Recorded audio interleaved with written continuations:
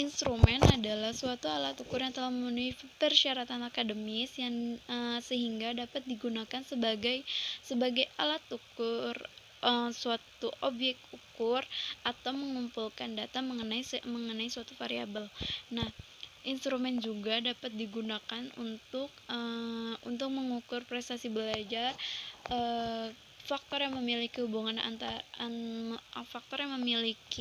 hubungan terhadap hasil belajar, perkembangan hasil belajar, keberhasilan dalam belajar mengajar guru, keberhasilan dalam mencapai suatu program tersebut. Evaluasi terdapat dua kepentingan, yaitu pengukuran dan penilaian. Kalau pengukuran itu suatu kegiatan membandingkan antara sesuatu dengan sesuatu yang lain. Kalau penilaian itu suatu langkah lanjutan dari pengukuran. Jenis-jenis instrumen itu ada dua, ada non-tes dan juga tes. Nah, kalau non-tes itu dibagi beberapa macam. Itu ada skala bertingkat, kuesioner, wawancara, daftar cocok, dan juga pengamatan. Nah, kalau tes juga ada beberapa macam, yaitu ada tes diagnostik, tes formatif, dan tes sumatif. Non-tes itu kan ada skala bertingkat. Nah, skala bertingkat itu berupa nilai yang berbentuk angka terhadap hasil pertimbangan. Nah, kalau kuesioner itu daftar pertanyaan yang harus diisi oleh orang yang akan diukur. Nah, kalau daftar cocok itu berupa deretan pernyataan yang dimana responden itu harus dimana responden yang akan dievaluasi harus membubuhkan tanda cocok di tempat yang sudah disediakan. Nah, kemudian wawancara itu suatu metode yang mencari jawabannya dengan bentuk tanya jawab dalam sepihak. Nah, kalau pengamatan itu suatu teknik yang dilakukan secara menganalisis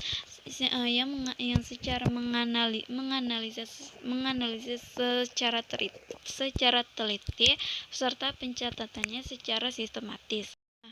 Kalau tes itu kan ada tiga, ada tes diagnostik, tes formatif, dan juga tes sumatif. Nah, kalau tes diagnostik itu berupa tes yang digunakan untuk mengetahui kelemahan siswa. Berdasarkan kelemahan tersebut dapat dilakukan dengan pemberian yang tepat. Nah, kalau tes formatif itu untuk mengetahui sejauh mana siswa telah mengikuti suatu program tersebut. Nah, kalau tes formatif ini diberikan pada setiap akhir program. Nah, kalau tes sumatif itu tes yang dilakukan setelah berakhirnya pemberian sekelompok program untuk program yang lebih besar. Selanjutnya adalah poin C, yaitu unsur instrumen bahasa Arab. Dalam instrumen bahasa memiliki unsur-unsur instrumen dalam bahasa asing, terutama bahasa Arab. Yang dimaksud dengan unsur-unsur bahasa Arab ini dalam al-mukawwanat al-lughah al-arabiyah adalah aswat, mufrodat, dan tarokib. Untuk mengukur kemampuan tentang unsur-unsur bahasa Arab tersebut perlu dilakukannya alat ukur berupa tes. Yang pertama yaitu tes aswat bahasa Arab. Nah, unsur bunyi dalam bahasa Arab menjadi sangat penting untuk dipelajari dengan maksud agar pengucapan bahasa Arab sesuai dengan aturan bahasa Arab yang telah ditetapkan. Penguasaan terhadap unsur bunyi bahasa Arab tidak hanya terbatas kepada pengucapan dan pelafalan saja, tetapi juga penguasaan terhadap stressing dan intonasi. Kemampuan dasar terhadap unsur bahasa Arab terkait dengan bunyi ini, pengucapan huruf demi hurufnya harus benar karena harus sesuai dengan makhrajnya, untuk menghindari beberapa kesalahan seperti kesalahan pengucapan lafal huruf kaf dengan huruf qaf.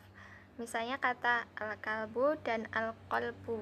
Jika al-qalbu ini dibaca al-kalbu, maka menjadi perubahan maknanya sangat jauh. Al-qalbu yang maknanya adalah hati diubah menjadi al-kalbu yang maknanya adalah anjing. Tujuan tes bunyi bahasa dimaksudkan untuk memperoleh informasi tentang tingkat penguasaan lafal bunyi bahasa. Kemampuan melafalkan bunyi bahasa menyangkut aspek bunyi bahasa yang panjangnya bervariasi, mulai dari yang paling kecil dalam bentuk masing-masing setiap bunyi. Pelaksanaan tes bunyi bahasa Arab bagi penutur asing dirasa sangat penting.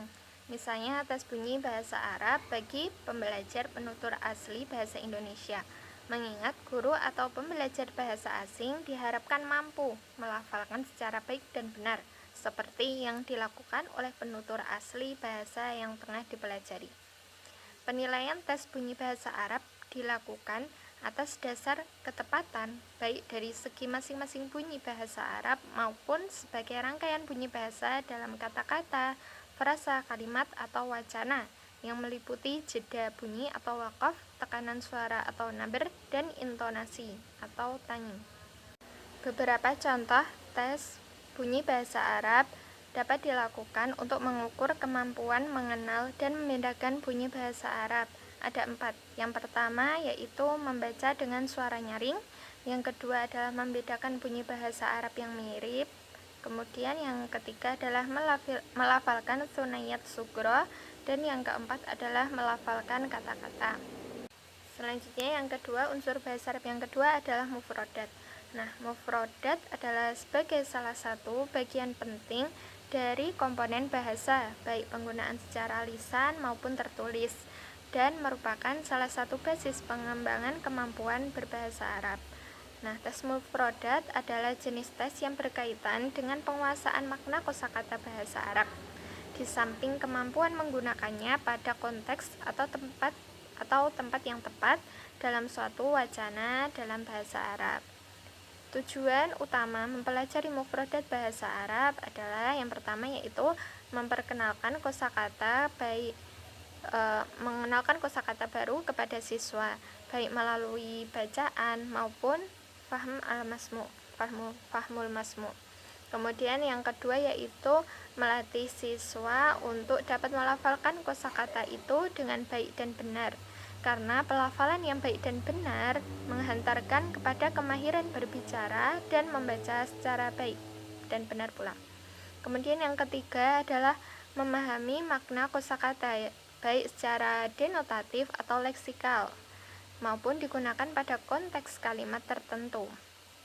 Kemudian yang keempat yaitu mampu mengapresiasi dan memfusikan mufradat itu dalam ekspresi lisan atau berbicara maupun tulisan mengarang sesuai dengan konteks yang benar. Selanjutnya adalah teknik yang dapat digunakan guru untuk menjelaskan arti kosakata dan sekaligus dapat dijadikan sebagai alat untuk mengukur kemampuan siswa dalam penguasaan makna kosakata bahasa Arab adalah yang pertama, menunjukkan benda yang dimaksud, yang kedua, memperagakan, yang ketiga, memberi padanan kata sinonim, yang keempat, memberi lawan kata atau antonim, yang kelima, memberi asosiasi makna, yang keenam, menyebut akar kata dan derivasinya. Kemudian meminta siswa membaca berulang kali, kemudian membuka dan mencari makna kata dalam kamus, dan yang terakhir menerjemahkan kosakata dalam bahasa ibu. Baik, selanjutnya itu terdapat contoh instrumen tes penyusunan soal bagi penilaian tengah semester Madrasah Tsanawiyah tahun pelajaran 2020-2021. Di situ tertera mata pelajaran, kelas dan semesternya, alokasi waktu, jumlah soalnya itu baik pilihan ganda maupun uraiannya. Kemudian ada kompetensi inti, kompetensi dasar, indikator soal, bentuk tes, dan nomor soal. Sebagai contoh, nomor 1 itu kompetensi intinya adalah memahami dan menerapkan pengetahuan faktual, konseptual, dan prosedural berdasarkan rasa ingin tahu mengenai tentang ilmu pengetahuan, teknologi, seni budaya terkait fenomena dan kejadian tampak mata.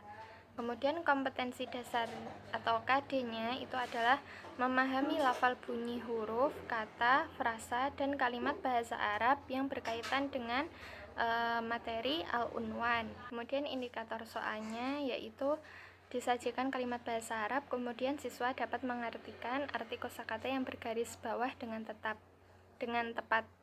Nah, bentuk tesnya itu adalah pilihan ganda. Itu buat soal nomor 1. Kemudian soal nomor 2 disajikan kalimat rumpang tentang nomor alamat rumah. Siswa dapat menentukan kosakata yang tepat.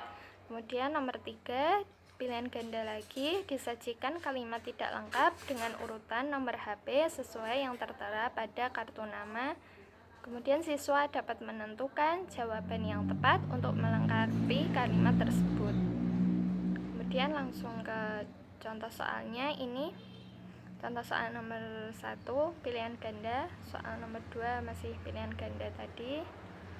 Nah, ini untuk mengurutkan nomor 3. Kemudian selanjutnya ini ada soal uraian.